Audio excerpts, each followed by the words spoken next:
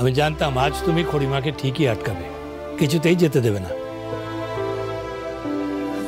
দাদু দাদু আমি এখানে থাকতে না খড়িমা, দেখো আজ তো তুমি নিজেকে প্রমাণ করে দিয়েছো যে তুমি যা বলেছো সব সত্যি বলেছো, সব ঠিক বলেছো। তবে তুমি তো সবাইকে বুঝিয়ে দিয়েছো। দেখো এত অশান্তির পর আমার বাড়ির লক্ষ্মী যখন আজ বাড়িতে ফিরে এসেছে, আর কি আমি তাকে যেতে দিতে পারি? ঠিকই তো, তুমি তো আমাদের নাত বউ, তুমি তো আমাদের সঙ্গেই থাকবে, তাই না?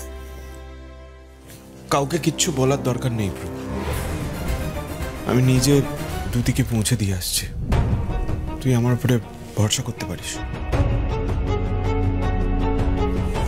ফাইন, এমনিতেও এখন থেকে দুতির সব দায়িত্ব তোকেই নিতে হবে। Yes bro, I totally understand that. চলো দুতি।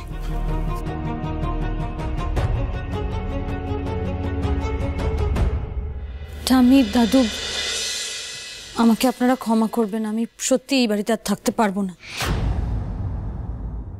এই বাড়িতে বিয়ে হয়ে আসার পর থেকে আমার একটাই উদ্দেশ্য ছিল, নিজেকে নির্দোষ প্রমাণ করা। আমি বা আমার পরিবারের লোক যে আপনাদেরকে ঠকায়নি, সেইটা নিশ্চয়ই আশা করি এতক্ষণে আপনারা বুঝতে পেরেছেন। তাই আমার কাজ শেষ, এখানে এক মুহূর্ত আমি আর থাকতে চাই না, এত অপমান সহ্য করে আমি থাকতে চাই না। তাছাড়া আপনাদের নাতি মনে করে আমি এই বাড়ির বউ হিসেবে খুবই অযোগ্য। হ্যাঁ, আপনি অযোগ্য ছিলেন চিরকাল, আর তাই থাকবে, সেটা আপনিও খুব ভালো করে জানেন। সেটা জেনেও আমি আপনাকে বিয়ে করেছি, আপনার সাথে গাঁটছড়া বেঁধেছি এই পরিবারের মান রাখতে, দাদুর কথা রাখতে। আপনার দায়িত্ব আমায় চিরকাল বয়ে বেড়াতেই হবে। কেন না? আমি তো বুঝতে পারছি না কেন। আমি তো সেই দায় থেকেই আপনাকে মুক্ত করতে চাইছি, আপনি আপত্তি করছেন কেন? আপনার কথাবার্তা শুনে, আপনার আচরণ থেকে তো স্পষ্ট বোঝা যাচ্ছে এই দায়িত্ব আপনি ইচ্ছে করে নিচ্ছেন না। না, নিতে চাই না, আমি নিতে চাই না, কিন্তু নেব। কারণ ঋদ্ধিমান সিংহ রায় চিরকাল তার কর্তব্য পালন করে এসেছে। রিদি বাবা, এই যে বৌমার ব্যাগ ড্রাইভার দিয়ে গেছে। এ কি, আমার ব্যাগটা এখানে এলো কি করে? আপনি কোন সাহসে আমার জিনিসে হাত দিয়েছেন? কেন দিয়েছেন? আপনার জিনিসে আমি হাত দেবো কেন? আমি আপনার বাড়িতে জানিয়ে ড্রাইভারকে দিয়ে আনিয়ে নিয়েছি। শুনুন, আপনার জিনিসে হাত দেবার কোনো ইচ্ছে বা রুচি কোনোটাই আমার নেই। দাদু ভাই, নিজের স্ত্রীর সঙ্গে কেউ এইভাবে কথা বলে? এটা কিরকম কথা বলার ধরন? একটু নম্র হও, নম্র। আমি পারবো না। উনি এতটা নম্র বিহেভিয়ার ডিজার্ভ করেন। সেটা তোমার মনে হতে পারে ঋদ্ধি, কিন্তু সেটাই যে সত্যি তা তো নয়। নিজের কথা বলার ধরন পাল্টাও। আচ্ছা দাদু ভাই, খড়ি তো নিজেকে প্রমাণ করে দিয়েছে, ও প্রমাণ করে দিয়েছে সকলের সামনে যে যা কিছু হয়েছে তাতে ওর কোনো দোষ নেই, ওর বিন্দু মাত্র দোষ নেই। তাহলে তুমি মিছিমিছি ওকে কথা শোনাচ্ছ কেন? কেন ওর সঙ্গে এরকম খারাপ ব্যবহার করছো? ওটা ওনার স্বভাব ঠাম্মি, উনি এর থেকে ভালোভাবে কথা বলতেই পারেন না। আর আমি তো একটা কথা বুঝতে পারছি না ঋদ্ধিমান বাবু, আপনি কেন আমাকে বাড়ি যেতে দিচ্ছেন না? আমাকে নিয়ে তো আপনার যত সমস্যা। কি হলো, চুপ করে থাকবেন না? বলুন, উত্তর দিন। আপনাকে আটকাচ্ছি কারণ আপনি যদি এখন চলে যান তাহলে আপনার পাড়ার লোকজন আপনার বাবা মাকে আবার হেনস্থা করবে। সেটা আটকানোর কোনো দায় নেই আপনার।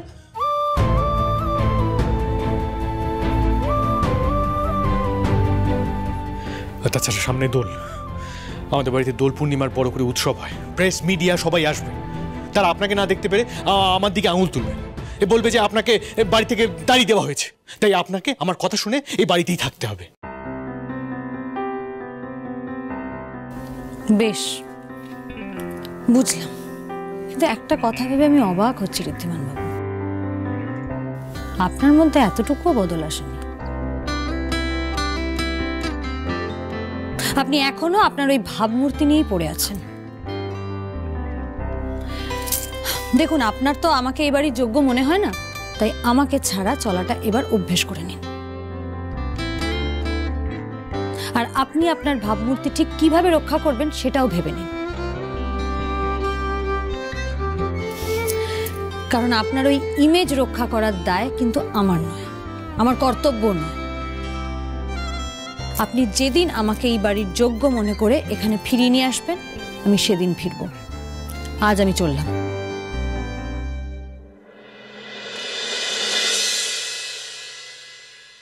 দেখি ছাড়ো এটা। কি হচ্ছে? ছাড়ুন আপনি। ওনার ব্যাগটা ওনার ঘরে গিয়ে রেখে এসো। যাও। হ্যাঁ আমি এক্ষুনি রেখে আসছি। সনাতন, না,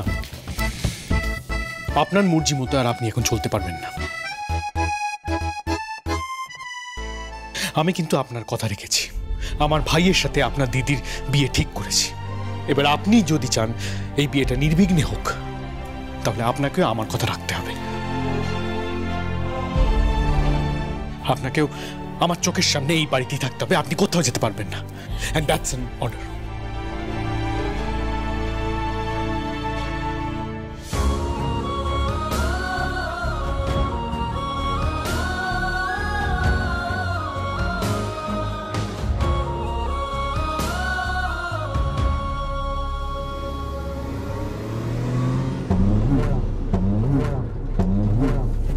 চলে এসছি দুদি। আমি ভাবতে পারছি না যে আমি বাবা হতে চলেছি।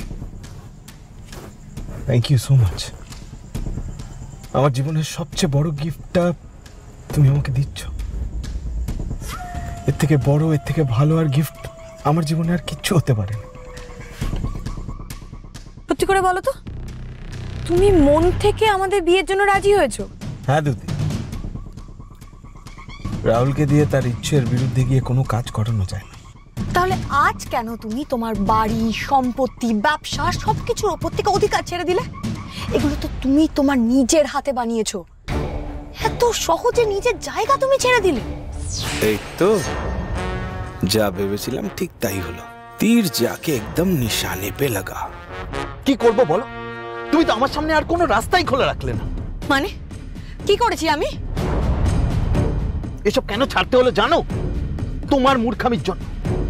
তুমি যদি আরেকটু ভরসা করতে, আর কয়েকটা দিন অপেক্ষা করতে। ভরসা? তোমায় ভরসা করবো আমি? তুমি ভিনির সাথে এঙ্গেজমেন্ট করতে যাচ্ছিলে, বাড়ির সবার সামনে আমায় অস্বীকার করেছো, আমাদের ভালোবাসাটাকে অস্বীকার করেছো। এটাই তো তোমার প্রবলেম তুতি। তুমি কিচ্ছু বোঝো না। আরে ওইটুকুনি অ্যাক্টিং তো আমাকে করতেই হতো। এটা ঠিক, বিনি আর ওর ফ্যামিলির চাপে পড়ে আমাকে এনগেজমেন্টটা করতে হয়েছে, কিন্তু বিয়ে তো করিনি, করতামও না।